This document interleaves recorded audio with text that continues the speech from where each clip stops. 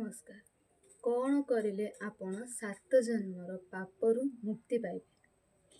ଯଦି ଆପଣମାନେ ଭାବୁଛନ୍ତି ମୁଁ ଏମିତି କ'ଣ କର୍ମ କରିଦେଇଛି ଯେ ଯେଉଁ ପାପର ପ୍ରାୟଶ୍ଚିତ ମୋତେ ଏବେ କରିବାକୁ ପଡ଼ୁଛି, ମୁଁ ପରଜନ୍ମରେ କ'ଣ ଏମିତି କରିଦେଇଥିଲି ଯେଉଁଟା ମୋତେ ଏବେ ଭୋଗିବାକୁ ପଡ଼ୁଛି, ଯଦି ସେମିତି ଆପଣମାନେ ଭାବୁଛନ୍ତି ତାହେଲେ ଏହି କାମଟି ଅବଶ୍ୟ କରନ୍ତୁ। ଆପଣ ଯେତେ ବଡ଼ ପାପ କରିଥାନ୍ତୁ ଆପଣ ନିଶ୍ଚୟ ସେ ପାପରୁ ମୁକ୍ତି ପାଇଯିବେ।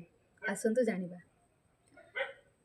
ସେହି କାମଟି ହେଲା, କଥାରେ ନାହିଁ ପିତॄଣାଂ ନାମଦ୍ୱୟାନି ଯା ସ୍ମରେତ୍ ପ୍ରାତଃ ନରଂ ସପ୍ତଜନଂ କୃତଂ ପାପ ସ୍ମରଣେନ ବିନଶ୍ୟତି।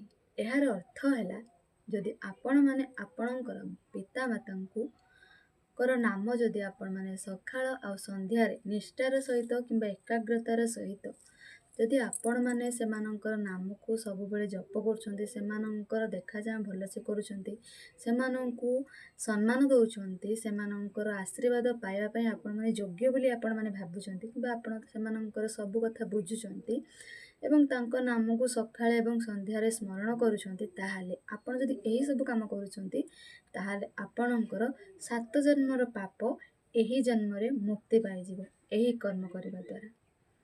ଏହି କର୍ମ କରନ୍ତୁ, ଦେଖିବେ ଆପଣଙ୍କୁ କେଉଁଠିକି ଯିବାକୁ ପଡ଼ିବନି, କୌଣସି ଦେବାଦେବୀଙ୍କୁ ପୂଜିବାକୁ ପଡ଼ିବନି। ଆପଣ ଏହି କର୍ମ କରନ୍ତୁ, ଦେଖିବେ ଆପଣଙ୍କର ନିଶ୍ଚୟ 7 ଜନ୍ମର ପାପରୁ ଆପଣ ମୁକ୍ତି ନିଶ୍ଚୟ ପାଇବେ। ନମସ୍କାର।